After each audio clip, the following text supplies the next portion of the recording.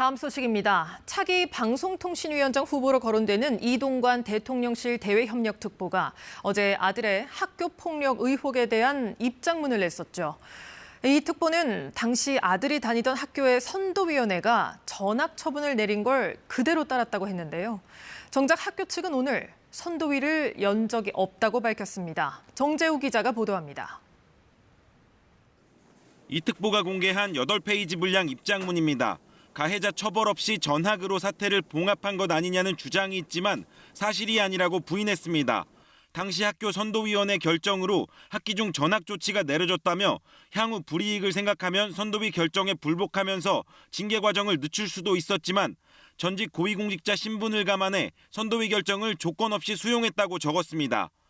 하지만 하나고등학교와 서울시 교육청은 KBS와의 통화에서 당시 선도위원회가 안 열렸고 전학 처분을 내린 적도 없다고 밝혔습니다. 선도위원회든 다른 이름의 위원회든 전학 처분을 한 게 아니고요. 전학 신청을 하고 그거를 받아들여서 전학 조치를 한 거죠.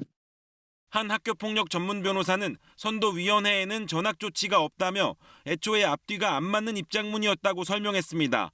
선도위원회는 학생들 비행을 징계하기 위한 학교 자체 기구로 학교폭력 예방법에 근거해 열리는 학교폭력위원회와는 전혀 다릅니다.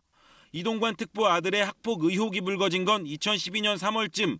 만약 학폭위가 열렸더라면 이 특보 아들의 학교생활기록부엔 학교폭력 관련 조치가 의무적으로 기재됐어야 합니다. 이 특보의 아들은 수시 전형으로 대학에 진학했는데 당시 학생부 기록이 평가에서 큰 비중을 차지했습니다. 이 특보 측은 2015년 서울시 의회 특위에서 하나고 교장이 한 말을 참고한 거라며 당시 발언에 선도위 관련 내용이 포함돼 있다고 밝혔습니다. KBS 뉴스 정재우입니다.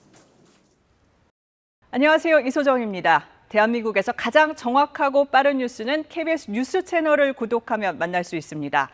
뉴스 제보는 언제 어디서든 카카오톡이나 KBS 앱으로 간단히 할 수 있습니다. 시청자와 함께 KBS 뉴스를 만들어갑니다. 감사합니다.